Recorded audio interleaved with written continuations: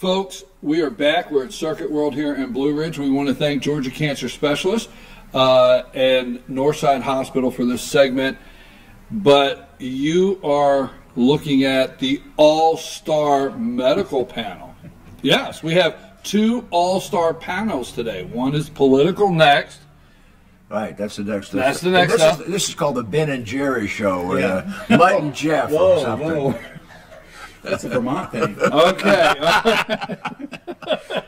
We have an all-star medical panel. We're so happy to have Dr. Raymond Tidman with us this morning. He said we pulled him out of quite an exciting medical meeting he was having, right? So we're sorry to take you away from that this morning. Broke my heart. Broke your heart. And Dr. Whaley is back from Morocco. Before we get started... Well, that's the whole thing. See, a week ago, Dr. Tidman was here, and I was watching you live in Morocco. Right. So it is a worldwide audience. And now in the next 4 or 5 weeks, I'm going to be gone so many times it's not funny. So we've got this calendar with a red spot here and a green spot there and a purple spot there. And so we kind of mixed up the spots. So we're both here today. Well, we want to say... But he'll be back a lot of times in the next 4 weeks, 6 weeks. We want to say we're so grateful because when you do travel, our doctors that step in and come and say hello are great. Just absolutely great. So we appreciate it. Yeah, but he's a lot funnier than I am. Which means it's time for the joke, right? No, that's his closer. I can't take his closer. All right, go ahead. All right. You can take it. Okay, well, listen, we have both of you, and we're begging you. Now, last week we found out this was the OPEC of pollen, okay? Which was interesting because then I think it's 3 days ago, one of the charts come out, and it's a record that we did not want to hit, like the second highest pollen count in history or something in this North Georgia area. And so we are begging you to tell us something that can help alleviate these allergies. And I am taking my pill every day. I'm taking that every day. The question. I'm going to. My allergies are really affecting me lately. Besides an over-the-counter allergy medicine, is there any other thing I can do to prevent them from causing me a sore, itchy throat and headache? Well, the answer to the question is, of course. But the practical answer to the question is, there's a lot you can do, but it's very troublesome and expensive. So I want to stay in the non-going to the doctor, not getting on the allergy shot routine, okay? Because going to the doctor, getting tested, skin tested, going on the allergy shot routine is not available to most people. It's not something that would be well prepared for. So when you think about prevention, I was hoping that Sam and Amanda could make a chart out of these. I'll just hold this up here. You can see that there's about 3 closely single-spaced typewritten pages here of allergy-proofing your environment. But I'm just going to read 2 or 3 of them so you'll see how impractical this can be. Talking about each room in the house. So I tell you what to do in the living room, in the kitchen, and everything else, but it begins with remove all carpeting. Use hardwood linoleum flooring, washable area rugs that are low pile, get a high efficiency HEPA filter, shampoo any carpets or so frequently. Now, then they give you what to do with carpet, curtains, blinds, windows, furnishings, clutter, pets. If you cannot find a new home for your pet or dog, keep them out of the house. You can't do that with it. Well, they didn't say vacuum your pet. No, they didn't. That would be a good idea. No, except your cat. Now, if you vacuum your cat, you're going to get hurt.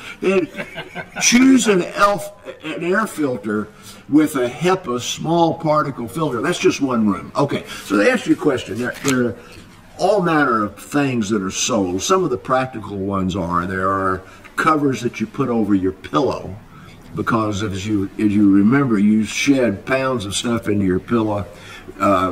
Mites are what do you call those mites that are in the pill? Anyway, there's Bed bugs? Yeah, no, not bed bugs, right? Come on, that's at the motel. Anyway, there's mites in your pillow, and they're allergy-free things you put over it. They're these big plastic things you can put over your mattress. But honestly, in a real house where you've got kids, you've got dogs, when your kids come in from outdoors, even if you've allergy-proofed your house, they're bringing pollen in on their clothing.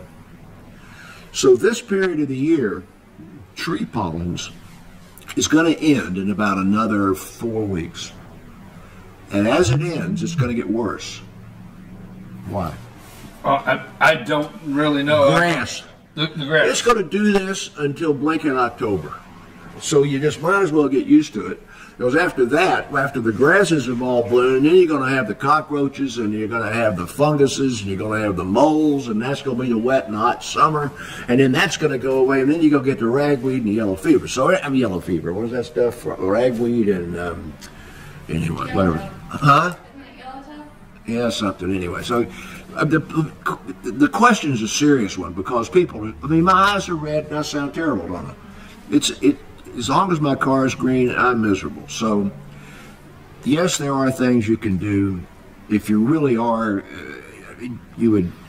if you really are badly allergic, go see your doctor, because you may very well need to have allergy tests and have some desensitization. But if you're like the rest of us and it fluctuates like this, remember that the American Academy of Allergy and the American College of Family Practice Group called AFP changed their recommendations for over-the-counter self-medication this year to start with a nasal spray with cortisone in it, which in the drugstores around here is generic, and it sits next to the brand Flonase, and add the Claritin and stuff second, and then go to the nasal chrome. Is that what it's called? Yeah. Go to the nasal chrome third. So anyway, make a long story short, yeah, you can do something, but it's expensive. Well, you say something that sometimes maybe we don't think about, especially myself, because I like to sit on the side porch. If it's falling down on your car, and your car is green, and your walkway is green, and the glass table on your porch is green, then it's falling down on you, and you're carrying it into the house. But that's not the one that makes you sick, man, because that pollen is heavy and it hits the ground. The only pollen that bothers you is the one you can't see that goes in your nose and your eyes. So it's not that green pollen on the ground and in the lake that bothers you at all. That's the pine trees, and it's too big to bother you. It's too big. It just happens at the same time. Okay. But I will interject, Bill. I think you're exactly right about the environmental issues. I mean, unless you're going to live in a plastic bubble, it's impossible. Right. But now there are some patients that have moldy basements or places in their house that are just not well taken care of. They should identify those and attend to them. And too often as clinicians, we don't even think that could be going on, but it's going on. So particularly if you're a lung patient, COPD or a bad asthmatic patient, and you're having repeated episodes, really do an inventory of your house. Is there a place that just needs to be really cleaned up? We've talked about this before several weeks ago, and there are people that say, I never had an allergy problem, and all of a sudden it's bothering me. That's possible at any time in life? Oh, yeah. Absolutely. People drive without their seatbelt for dozens and dozens of years before they have a wreck. When you're first arrested for a DUI, statistically you've driven impaired 350 times. So you can get an allergy which you didn't have before. How about that? Okay. That's pulling it out of us. It is, isn't it? Okay. All right. We're going to give this question to you, Dr. Tidman, and then we're going to come back to our big question in the morning. But this is a big question, as simple as it sounds. Is it possible to take too much vitamin C? So let me answer this in two different ways. Number one, you're dealing with what I call the nutraceutical business. Okay, it's essentially unregulated.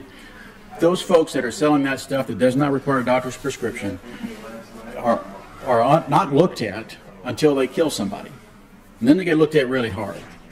So you've got all kinds of folks making things and selling it and saying it does something that it doesn't do. specifically vitamin C, you know, it's been around a long time. There's books written about it. There's all kinds of almost folklore of what it can do.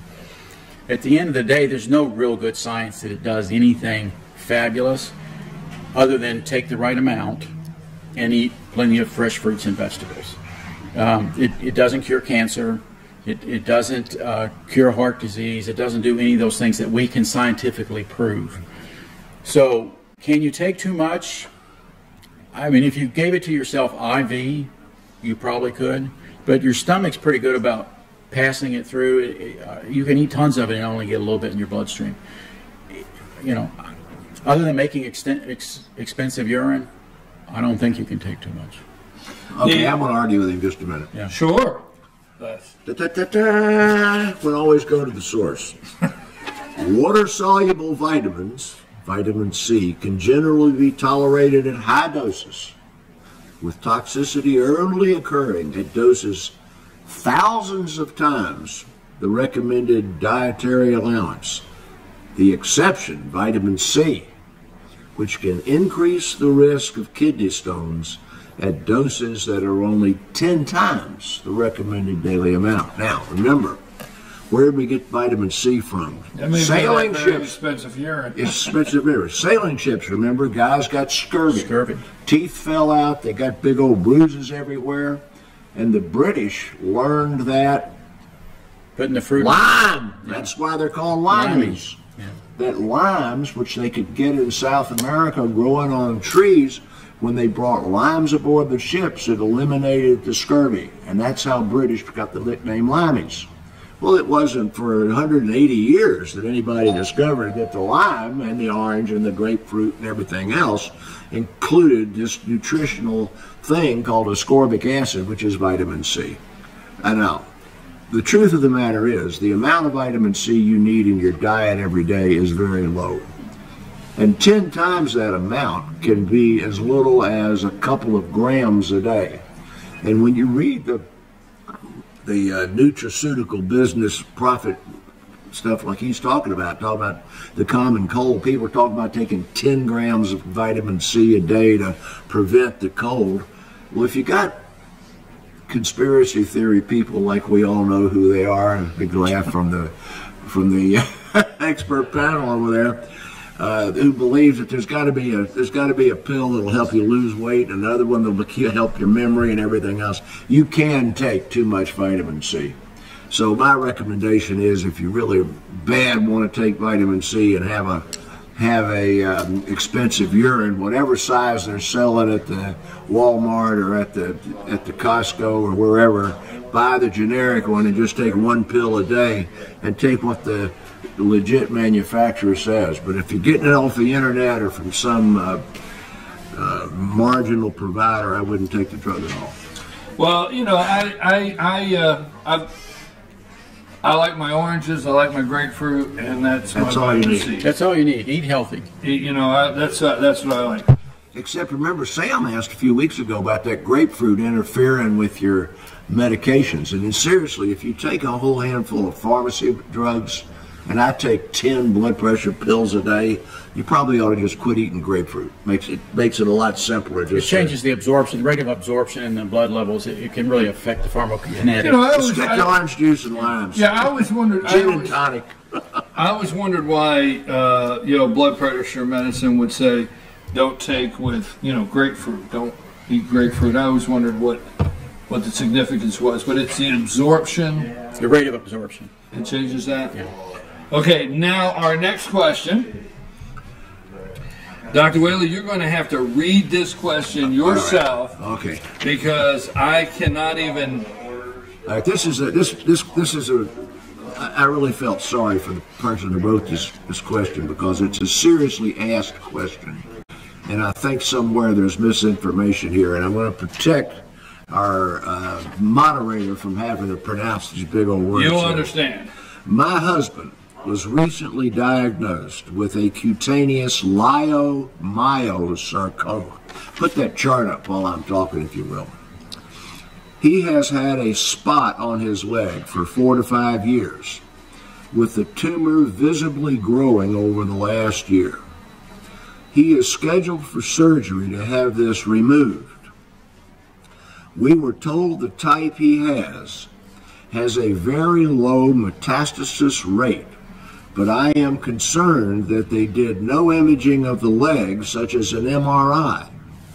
Is this normal to have not done further screening for this type of cancer, especially with the amount of time that it has been present? So this is a legit concern of a family member, and unfortunately the family member has got some misinformation somewhere. If you look at that chart about sarcomas, if it's up on the screen now, sarcomas are rare forms of cancer. They're less than 1% of all malignancies, and their site of origin is anything in the embryonic developmental stage that comes from mesenchymal tissue, which is muscle, bone, skin, stuff that's not neurological. And so they are characterized by their site of origin. So if it comes from fat or looks like fat, it's called a lipoma, and then it's a liosarcoma, and muscle is myo, and so leiomyosarcoma is a fat muscle tumor. Well, that tissue doesn't exist in skin. So the very outset of the question is one that's got a problem with it. Leiomyosarcomas are of muscle. So if there's something below the muscle that they thought was a leiomyosarcoma, yes, I think a bunch of imaging should have been done. Now, skin sarcomas or funny tumors that are slow under the microscope, the removal of the tumor is the first order of business, because you really need good pathology before you go any farther. Now, there are sarcomas of skin. I don't want to indicate that they're not, but the most common one is Kaposi sarcoma of skin, which occurs primarily in people who of Ashkenazi Jewish ancestry or so forth, but is the most common malignancy that was the diagnostic hallmark of the disease AIDS. So we don't see much Kaposi's anymore because there's such good AIDS treatment. People who you see, and you'll see these people on the street, and you'll know there's something wrong with them.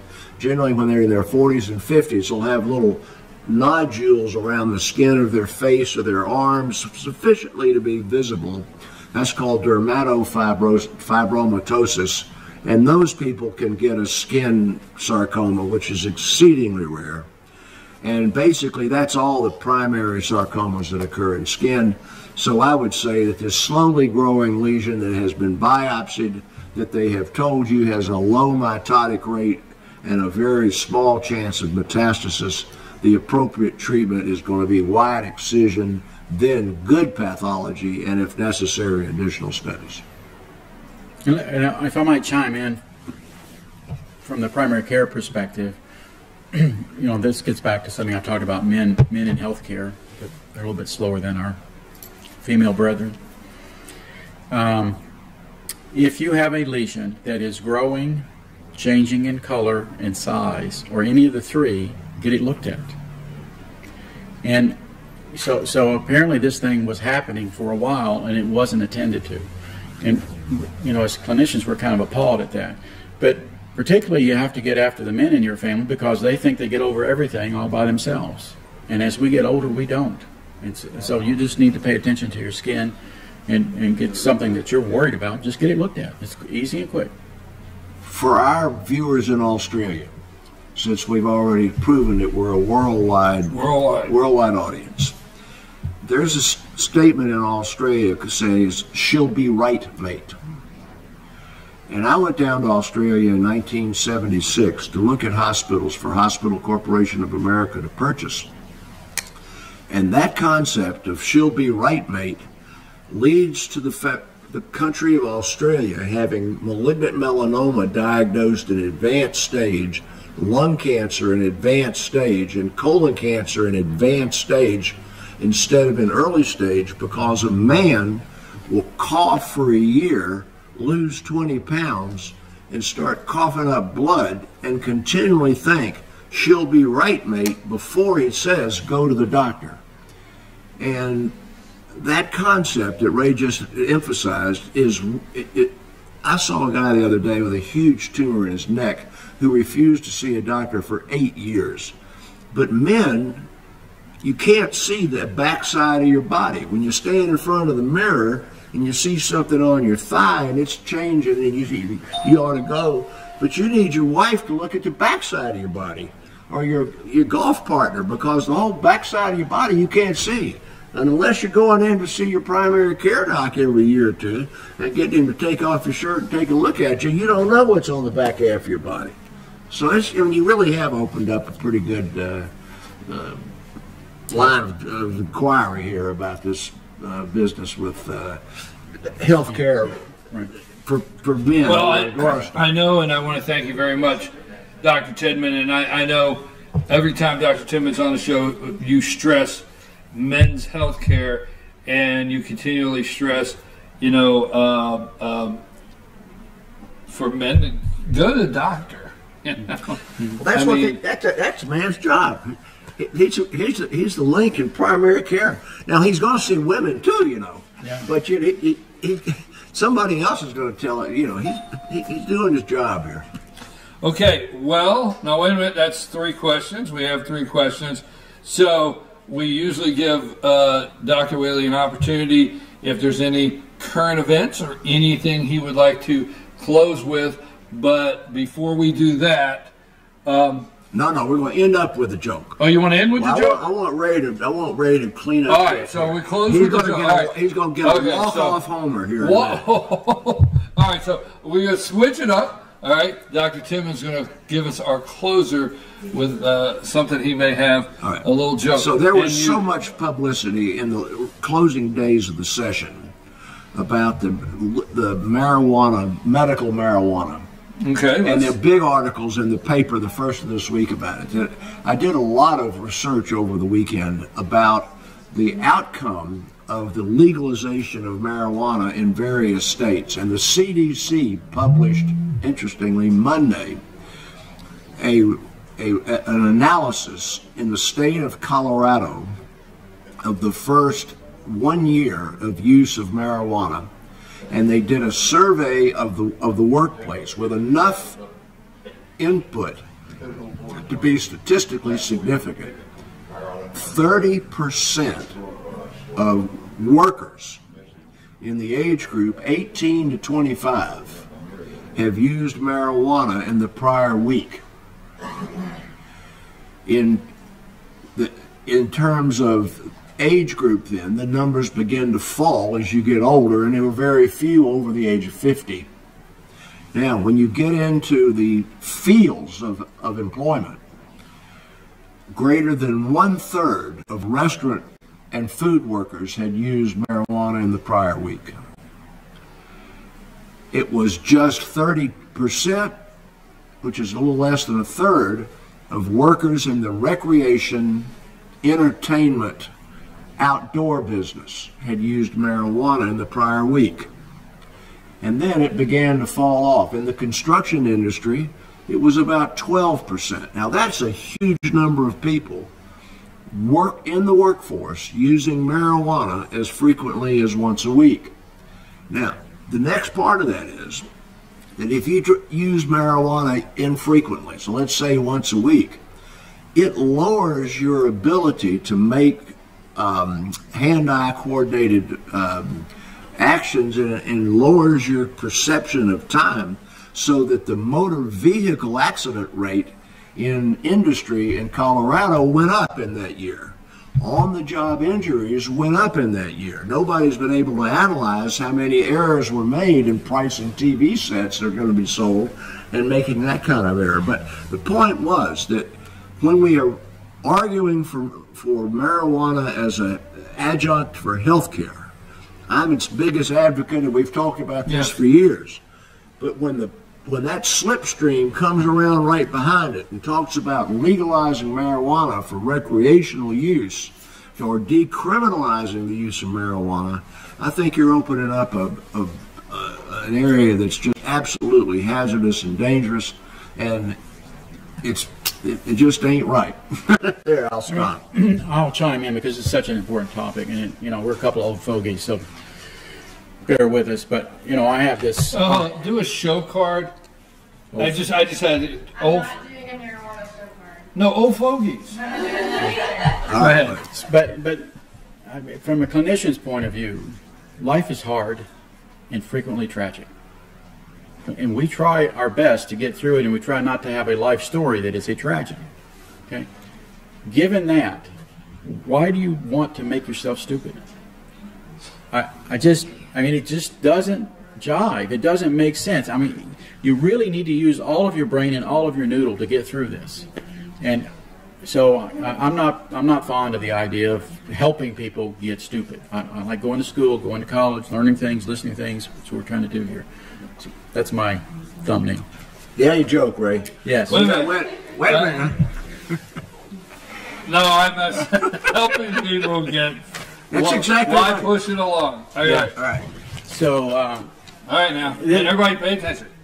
you know, we live up in the country, and by the way, there was something in the paper about lifespans and health rates and all that kind of stuff, and it's sometimes this urban perspective that rural people don't do things well or do things right, and I hate that. So ignore that thing in the paper about death rates and health rates because it's meaningless. Having said that, I heard this story about this farmer, and he was in his barn working, and he hears a gunshot, and he comes out, and there's a duck laying there, dead duck laying there in his farmyard, and there's a big fella climbing over the fence with a shotgun, and he said, "Who are you? What are you doing there?" And the guy said, "Well, I'm Mr. Smith. I'm an attorney, well-known attorney in Atlanta, and I've shot that duck. That's my duck." The farmer looked at the duck. He said, "Well, that's my duck. It's my land, my farm, my duck." The attorney said, "Well, it's mine. It's mine. I shot it. It's mine. I'll sue you." The farmer looked at him and he said, "Well, why don't we just sell this country style?" And the guy said, "Well, how do you do that?" And he said, "Well, we swap legs. You know, I hit you, you hit me. Whoever gets up first, gives up first, the other guy gets the duck." He said, "Okay, all right." He says, "Well, now, the rule is that locals go first." And the guy goes, all right, take your best shot." Farmer reared back with his work boots, kicked the guy right in the crotch, dropped him to his knees. He's on the ground rolling around. Takes him about 5 minutes to get back up. He goes, "Okay, my turn." Farmer says, "That's all right, I gave up. You can have the duck."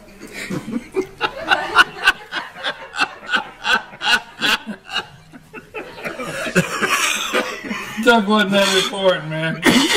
Well, that's just country wisdom. That's all that is. All right, so you heard about pot smoking and We don't want to. I don't know what we've done this morning. We don't want to. if y'all like the community doctor approach to this thing, you can send in some positive things here. Yeah, we don't want to accelerate the rate of nothing. It's time. It's time to go. I'm your host, BKP. This has been a great Ask the Doc segment with our all-star medical panel this morning. I want to thank the Georgia Cancer Specialist and also Northside Hospital for this segment. And we're going to come right back and change panels and bring the all-star panel in. And they're ready to weigh in on everything that happened this week, from Speaker Paul Ryan leaving to James Comey to new book to Mark Zuckerberg testifying. You name it, we're going to talk about it. Take us a break.